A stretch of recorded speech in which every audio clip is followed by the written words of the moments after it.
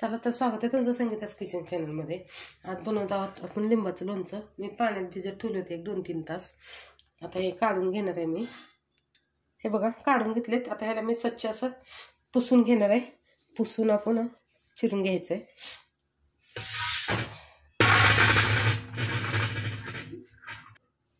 पुसून घेतलंय बघा मी। आता चिरून घेणार आहे।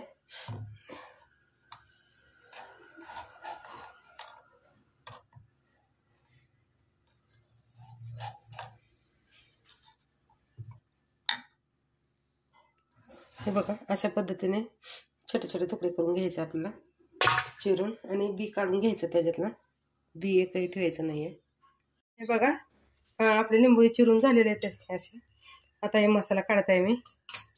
हे बघा मी मसाला काढलाय। हे लाल तिखट आहे 3 चम्मच, 2 चम्मच मीठ आणि 3 चमचे मिरची पावडर, 3 चमचे मिरची पावडर आणि हिंग 1 चम्मच।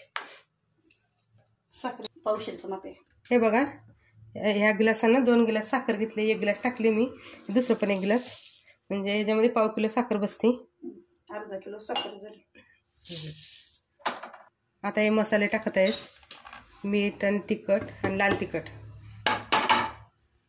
हे बघा हे मिक्स करून घेत आहे।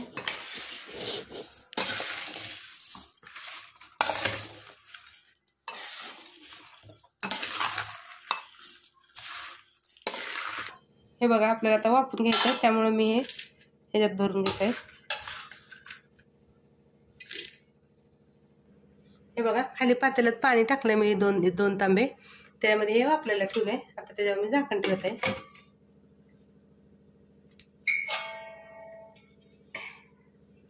हे बघा परत दुसरं एक झाकण ठेवलंय। आता 20 मिनिटं वापरून घेणार आहे मी हे। हे बघा 20 मिनिटं झालेले आहेत। मी गॅस बंद केलाय। आता आपण काढून घेणार आहोत।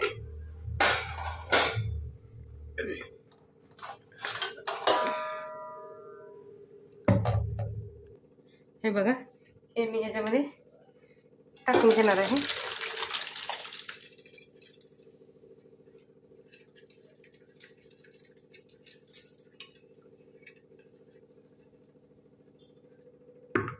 हे बघा मी हे चाळणीत काढून घेतलंय, आणि साखरेचा पाक झालेला आहे। आपल्याला शिजवून घट्ट करायचं, ह्याला घट्ट करून परत मिक्स करून ठेवायचं आपल्याला। असं हे लोणचं गोड वर्षभर टिकतं।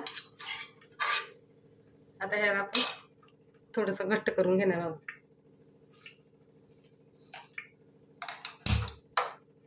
हे बघा आपलं पाक म्हणजे शिजून घट्ट झाले। आता आपण हे मिक्स करून ठेवणार आहोत त्याच्यामध्ये।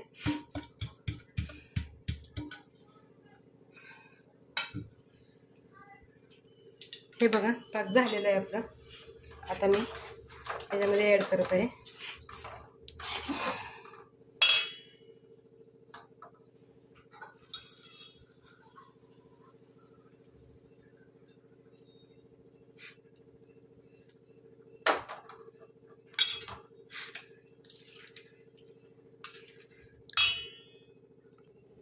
हे बघा अशा पद्धतीने आपण ह्याला मुरायला 2 दिवस ठेवणार आहोत। मग हे चांगलं वर्षभर टिकतं बरं का।